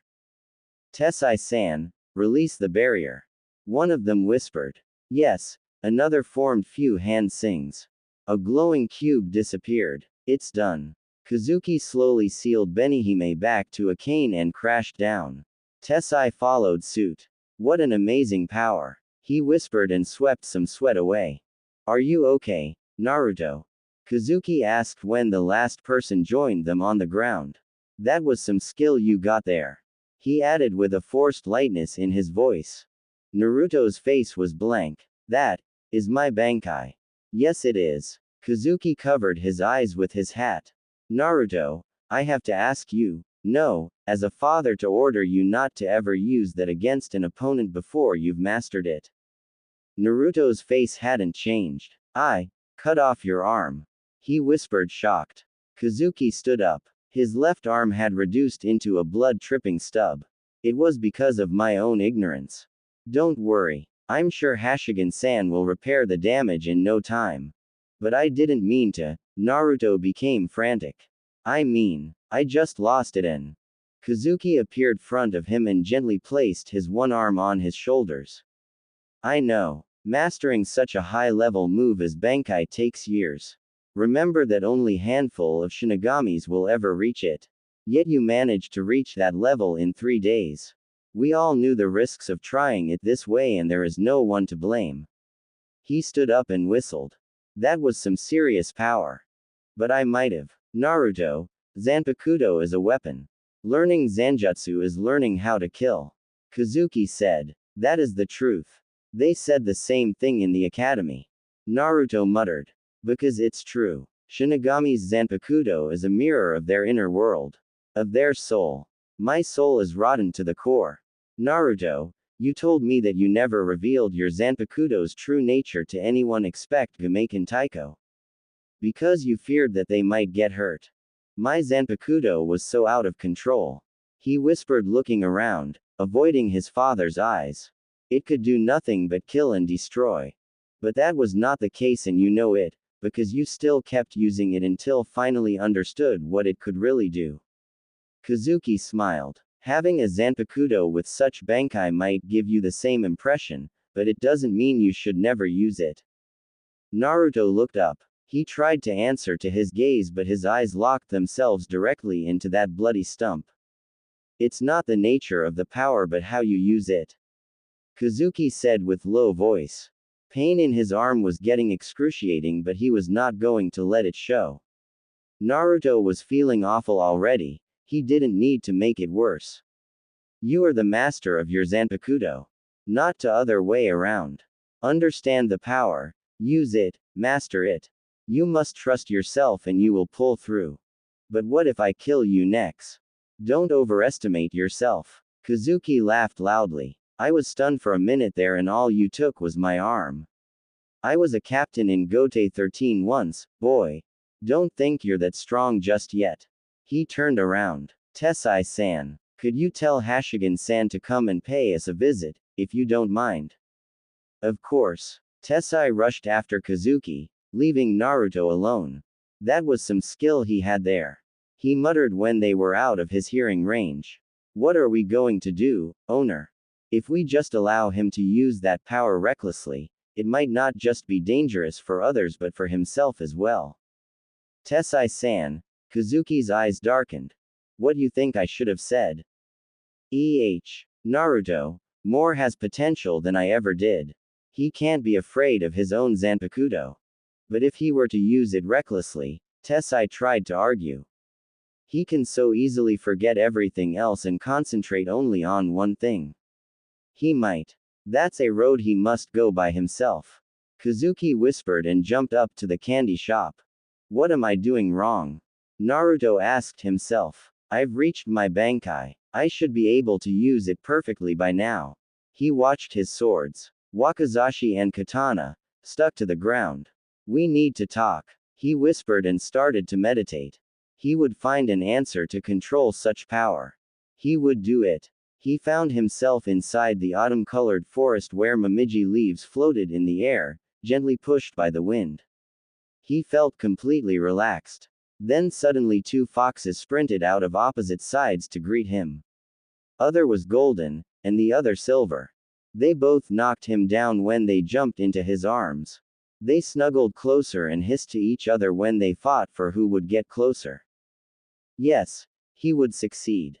With these two, he would. Naruto, you're back. Ichigo greeted his friend when he walked in from school doors. And still wearing that mask. He added under his breath. What happened? For you to actually miss school, it must be pretty serious. Mizuhiro pointed out. It's nothing. Naruto waved his hand. For once, he was glad that he was hiding his face. Others didn't need to see his face and he didn't have to force his usual smile. It was a small weight from his shoulder. I had an intense training session with my dad. Keigo, what's up with you? And suddenly Keigo started jumping around like a bunny with its on fire, telling a paranoid story about his mysterious girlfriend, who must have been some super samurai girl under special orders from to protect Karakura town. Naruto raised an eyebrow to this but dismissed it right away. Luckily, others started laughing at him and forgot all about Naruto. He didn't feel like standing out for a while. He really took your arm? Yoruichi asked. It was a beautiful day and they were sitting on a bench in park. What were you doing? Sleeping. Well, his skill was just so impressive and took me by complete surprise. He answered as he stretched his left-hand fingers. It still felt a little weird. You're lucky that Hashigan was able to regenerate your arm. I know. So, life goes on normally in Seraite. He glanced at the cat that had started licking itself. You really know how to keep up a role. Shut up. Yoruichi hissed. Anyway, Aizen is staying low. Ichimaru and Tusen are following his example. Yet. What? I'm starting to think that there are yet others among the Gote 13. Any other captains? Might be. Can't be too sure. Yoruichi looked away. I've ruled out the geezer trio, all of them for their separate reasons. Senju Retsu for valid reasons. Soi Fan, she shrugged. She's very angry person. Hate to say but she's a possibility. They tend to be when their girlfriend dumps them without even telling what is going on. Kazuki added under her breath. What was that? Mr. Playing dead for a century has a son who he didn't even know about and ruined his lover's life who is going to be maul him when she finds out. Touché. Kanto Region Finals. Ryo asked and looked up from her book. This weekend. Yeah. Naruto smiled behind his health mask. Do you wanna come? Ryo shrugged. I guess I could take some time off this weekend to come and see you fight. And to mark your territory. Tatsuki suggested nonchalantly. Like you did last time. Other girls giggled when Ryo turned away. It wasn't my fault. She just kept throwing herself at him even though he said that he had a girlfriend. And suggesting such lewd acts in public as a minor. Insufferable. I had all right to bash her. There was a moment of silence. Anyway, because it has been so quiet, I thought you might want to come and watch me beat some high school punks. But you're a high schooler too. Michiru pointed out quietly. Ryo sighed. Fine. If it means so much to you. I know you would understand. Naruto jumped away quickly. Don't you think he's acting a bit strange? Ryo said quietly after he was gone. What you mean? Michiru asked. He seems same to me. He seems distant. Careful. I don't know. She looked over the CL. Naruto was fighting with Keigo about something and Chad had to step in to break them apart. His laugh sounds somehow forced. Michiru smiled. You're really falling for him, aren't you? Well, he's easy to fall for. Ryo smiled back. I just hope he feels the same way. What I am doing wrong? Naruto screamed top of his lungs. I can't understand. What I'm doing so wrong. I did what my dad did. I should be able to control my Zanpakuto by now. You're just a who can't even fight. Shut up. Next time you use your Bankai, I will take over completely. And that time, I will kill everyone important to you. Just out of spite for locking me down here. Shut up. Naruto screamed. Why you even care? I told you to shut up. Make me. He took a deep breath. And another. And another. Go away. He muttered. I need to think. Is trying to think. Ha. You're even doing it all wrong. Wait. What you know?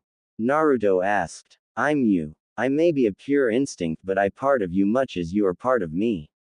He could see the hollow self walking away, a smirk on his face. Try to figure it out, my liege. Men. A boy in armor screamed and charged forward, shinai ready and slashed sideways, aiming for the neck when his opponent blocked the attack and stabbed the helmet at the same move. The judge raised one of the flags and people cheered. And the winner of high schools in Kanto Region Kendo Tournament is Urahara Naruto from Karakura High, Tokyo. Naruto removed his helmet and sideboard. Yippee! He muttered when his teammates gathered around to cheer him. The weekend tournament had just ended. From somewhere, a judge came to him and offered him a huge trophy. People gathering around him was getting old, so he pushed them aside and moved to the locker room, quite rudely, but he didn't care. I need to find some punks to beat up or I'm going Manos on Tokyo. He muttered as he changed his clothes. He heard the door opening. It was most likely another fan. His teammates knew better than to interrupt him when he wanted to be alone, or a scout. He had dozens of high schools, even universities trying to recruit him already. Well, it was no wonder. He had won every single match against every high school kendo champion in Kanto region. And it wasn't just universities and high schools zero that sought him out, people started to follow him around also, cheer his name while he fought, asked his autograph, and girls had started sending love letters to him. Ryo wasn't too happy about the last one. One high school magazine had made a short story about Naruto and had completely ignored her part in his life. Let's just say Naruto was being thrown back and forth between the doghouse. He had competed almost in every big competition there was. Only left were the big, West versus East tournament, and then the national, which might bring some challenge but he doubted. You seemed dissatisfied even after beating one of the geniuses in Kanto region.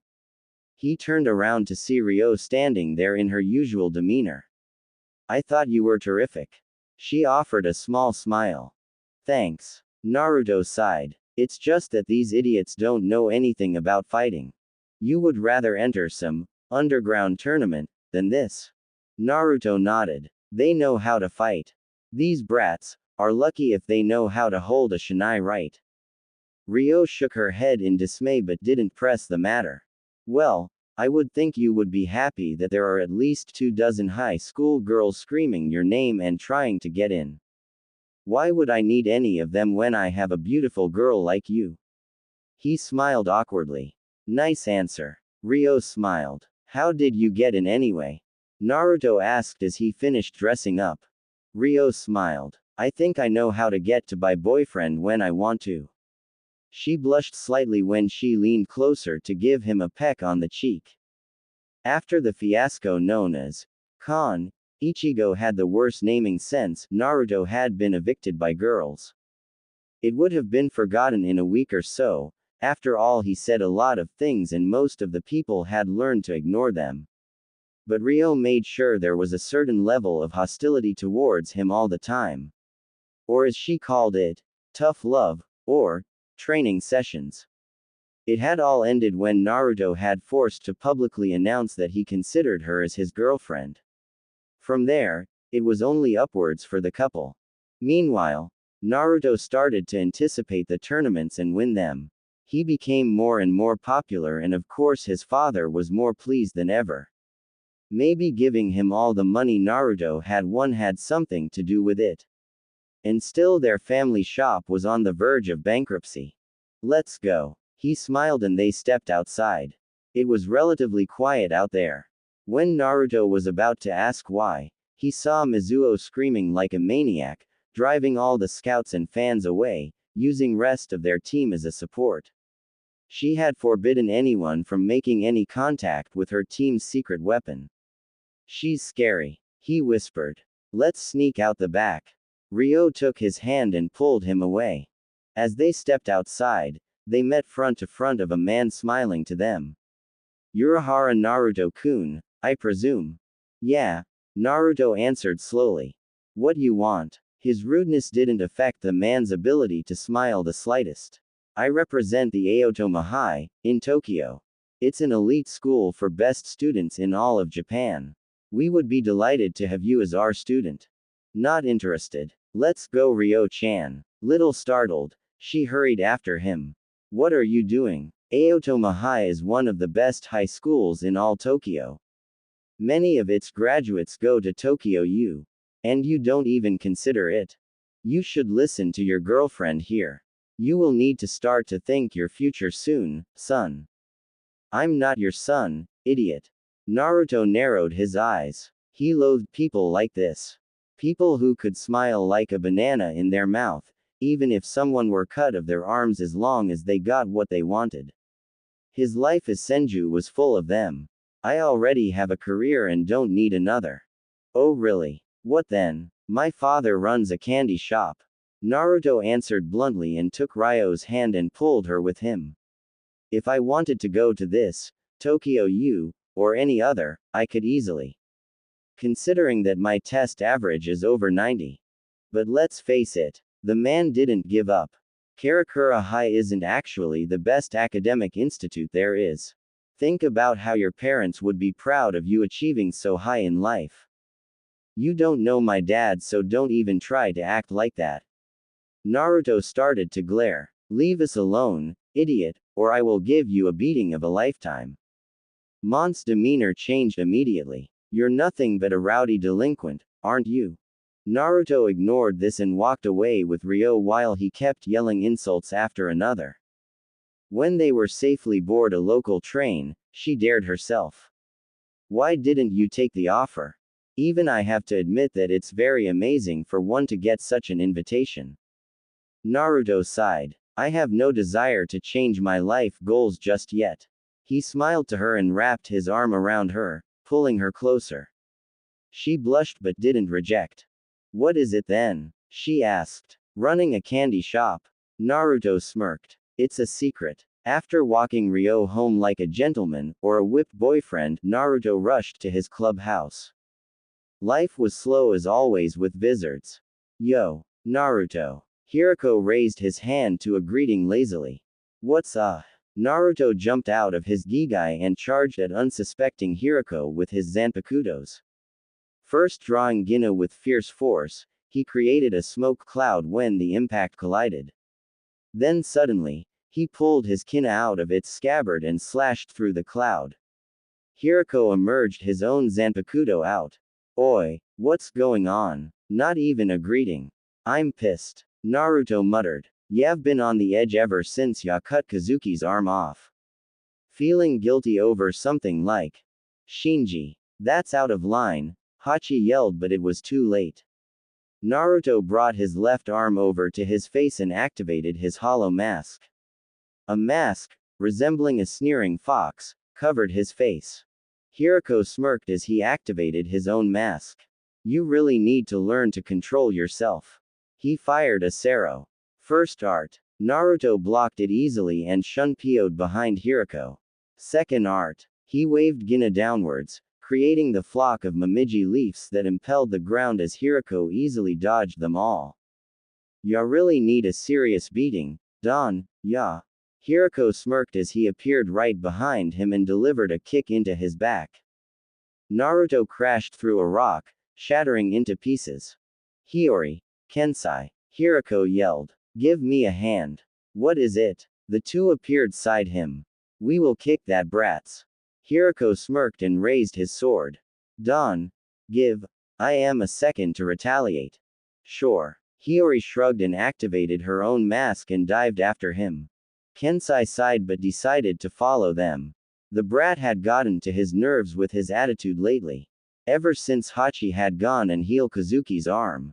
Naruto could be very mature, but he was still a teenager who had just accidentally cut off his father's arm. People went to therapist for lesser reasons. And it didn't help that boy had to compete in lame tournaments, where he could hardly blow his steam. He pulled his sword and appeared in Naruto's blind spot and slashed hard at Naruto's neck at the same time when Hiyori landed a punch on his guts. Naruto managed block Kensai's sword with kina, but Hiyori's punch was too fast. It landed straight to his guts. Don, worry. Hirako smirked as he started loading a Sero. This will hurt ya. Whole lots of more than it will us. Hiyori and Kensai both jumped back when he fired it. You really needed to go all out against him. Kazuki sighed as Hiyori dumped Naruto's kark on his shop floor. At least Hashigan-san did some first aid. It's not like we have anything against a kid. Hirako scratched his head. It's simply that he was too annoying. This is how you raise children. And he punched Hiyori into head. They will learn to respect ya. I'm trying to start looking into how people speak, and several characters speak with Osaka dialect, like Hirako and Ichimaru. So, when I write, they, as, they, it's not about grammar. Shutoop. Hiyori kicked Hirako between his legs. Anyway, we decided to deliver this sack of meat to you. Be sure not to heal him. It will give him some time to think things over before he tries anything that reckless again. Be quiet, you monkey. Naruto's voice whimpered. Or I will beat you to the ground, and this time I won't hold back. Hiyori blinked. Then she stomped his face. Don't get full of yourself. She screamed. Anyway, we will be going now. See ya. Kazuki sighed. This is getting troublesome. He whispered. Naruto, I want you to stay out of school for next week and think. Why? Because by the end of the week, we are going to have a rematch. All out fight you using your Bankai, and this time, I won't hold back. Naruto hasn't been coming to school lately. Ichigo pointed out, bored during a lunch. Do you know if something happened to him? We haven't heard anything either. Mizuhiro shook his head. Someone should find out. Keigo said worried. My sister is getting paranoid. He hasn't even shown up at practice. Maybe something happened to him. Chad suggested. So, you don't know either. Everyone turned around to witness Ryo standing there with Michiru and others. What's up? Ichigo asked. It's just that, I haven't heard of him either. Ryo looked around uncomfortably. When was the last time you saw him? Mizuhiro asked. Day of the tournament. He walked me home and rushed away. You sure got him whipped, don't you? Ichigo snorted. Are you sure you're not just scared that he run away from you the first chance he got? This earned a pretty painful punch from Tatsuki. After he had recovered, he sighed. Don't worry yourself too much. Naruto is one of the strongest guys I know. He won't get himself hurt. He just probably found some new ramen shop and is having a ball, forgetting everything, non-ramen. For 5 days, Tatsuki asked, ignoring his girlfriend, guy friends, school, kendo, for ramen. Nah, it's possible. What? Ryo asked, shocked of her friend. It's Naruto. Tatsuki pointed out calmly. Out of all people you should know it's possible. That's it. I'm going to his house and ask what he is doing. Ryo stumped out of the CL angrily muttering. Thought made my point last time. Others watched quietly as she stormed out. Aren't you least a bit worried, Ichigo? Tatsuki asked finally. He's your friend. That's why I'm not worried one bit. He smirked happily. That guy can handle himself. But I am curious, what's going on? Mizuhiro pointed out. Want to go and check out his house? Good idea. Keigo agreed. We're coming too. Natsui nodded. When Orihime and Tatsuki looked at her little surprised, she snorted. I want to see the fireworks when Ryo whips Naruto back to his place. Does anyone know where he lives? Chad asked suddenly. A silence filled the CL room. I know Ryo-chan does. Michiru said proudly. There was another silence. She left minutes ago. Ichigo muttered frustrated. Jinta home run. Red-haired kid screamed as he waved the bat. A white ball that shot through the air, collided with the wooden bat, and was sent flying far and high. But just when it was about to fly far, far away, black-haired girl jumped really high in the air and caught it. Why, you're out. Ururu whispered. No way. You're not allowed to jump like that. Naruto. Ururu is cheating. I am not. Slowly, Naruto opened his eyes. He was relaxing in the woods behind the Karakura mountain. Play nice both of you. He sighed. Jinta. Don't hit that ball so hard. Ururu. Not jumping over half meter. We agreed on that, right guys? Hi. Kids sighed. So this is where you were hiding. Naruto slowly turned his head around to see very angry looking Ryo standing there, her arms placed on her waist. Hi. He gulped. How did you know I was here? You brought me here for a date, remember? Your girlfriend. When I didn't see you at your house, I thought you were probably hiding somewhere. Smart. Naruto smiled nervously. So, how you've been? Don't talk like that. Ryo almost slapped him on the face. I'm supposed to be your girlfriend and I haven't heard of you for days. What is going on? Naruto sighed. Sorry. Sit down. I don't want to. She yelled. Then she noticed all the bandages around him. What happened to you? Did something happen after you left me home? Nothing for you to worry about. He waved his hand dismissively. Don't be like that. Be like what? Like I'm 5 years old. I deserve to know what my boyfriend is doing getting himself wrapped like a mummy. Naruto gulped. Ryo-chan, there's a lot of me you don't know. He whispered with unexpectedly serious voice. And a lot you shouldn't know. I know that you've been missing school lately. I know that something is bothering you enough for you to act like an idiot half of the time. There was a moment of silence when their eyes met. I know there's something going on with Kurosaki, Kuchiki and you that you're not telling me or to anyone else. I don't know what you're talking about, Ryo-chan. He laughed nervously. Why don't you sit down and... If you don't know what I'm talking about, Naruto-kun, maybe I don't know if I want to have a relationship with a guy who can't figure it out. Ryo whispered. So, what you think? Naruto looked away. Perhaps it's better to end it then. Before you get too involved in this. Ryo gulped her tears down. You're serious? She whispered. When he didn't say anything, she nodded to herself. I really like you. And I like you too. He whispered. Which is why I don't want to drag you any deeper than this. You're really an idiot. You know that. I know. He whispered. Slowly, she walked away. See you in school, I guess. She disappeared out of sight. Are you mad? A screaming voice echoed inside his head. Are you going to let her to walk away? Just like that. You haven't even scored yet. There's nothing I can do about it. He thought. I can't bring her into my life. She would never understand me. It's you who doesn't understand himself. He was standing in his autumn-colored forest, surrounded by marigolds.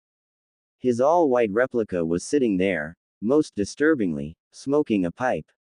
Yo, my liege. Doesn't matter what you think I don't understand, it's my life and my body. He looked around. And this is my inner world. What the heck are you doing here? Bitch. Pale Naruto huffed. 1. What happens to you, happens to me. 2. When something happens to you, your inner world is disturbed and it gets very windy here. 3. This is my home, moron. Naruto closed his eyes. If we weren't one entity, I would stab you. Either tell me what's wrong with me or send the girls back. Pale Naruto snorted and slowly dissolved. Bitch. Suddenly, 2 vixens sprinted through the woods, almost knocking him down while they crashed on him. Naruto, they purred as they snuggled closer. You did well getting rid of that bitch, I'm the only one you need, right? Silverish Fox said. Wrong, bitch, it's me. The goldish fox hissed when she was knocked down. I'm the one he needs. Get away. Girls, girls. He pulled them apart. I no wonder I can't control my Bankai when my Zanpakuto is arguing like this. He looked down to them. What is wrong with you? Nothing. They screamed. We're just happy that you finally kicked that slut away. They snuggled closer. Do I really love myself this much? Naruto muttered curiously when he felt little vixens closer. I'm really screwed up person, ain't I? Then he took a deep breath. What is going on? Why won't you give me my Bankai? B-U-T. They complained in chorus. You're just gonna use it all wrong. All wrong, Naruto whispered. What does that mean? Vixens giggled before dashing off. Find it out. Home run. Jinta launched the ball right into Naruto's face. Watch out. LL little earlier, would have been, better. He whimpered as he fell down. He broke up with you? Natsui asked shocked. No way. Michiru gasped. Ryo didn't meet up to any of their faces. It didn't work out anymore. Damn that hole. Tatsuki narrowed his eyes. Want me to kick his? No. She shook her head. Thanks but, I need to be alone right now. Ryo dashed off leaving her friends on the street. That hole, Tatsuki started to glow. Where are those morons? They must have known something. I'm going kick their ass until they tell me where that hole is. On the other side of the town, boys were having cold shivers running down their spines. Meanwhile in Urahara's shop, where is your son, Urahara? Rukia asked as she visited on her monthly restocking. I haven't seen him around. He is doing some errands for me. Kazuki answered while putting together a check. Why? No reason. Some girls in our CL have been on the hunt for him. And guys have no idea where he is. Really? Kazuki raised an eyebrow. What happened? I heard he broke up with one who he was dating with. Really? Kazuki leaned slightly back. Do you know why? Who do you think I am? Rukia snapped. I don't keep up with teenage rumors. I have an important duty to fulfill while I wait my powers to get back, which for some reason doesn't seem to be happening.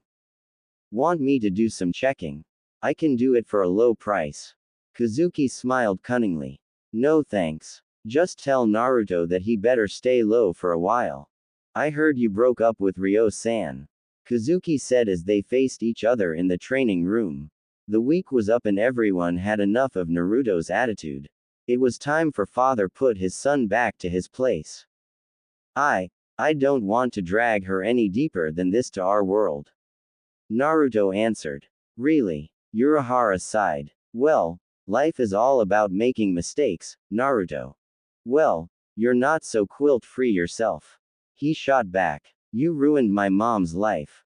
It looked like Kazuki was about to get seriously angry about that, but he only sighed and smiled sadly. I guess it's a curse of Urahara men to fail their relationships in the end.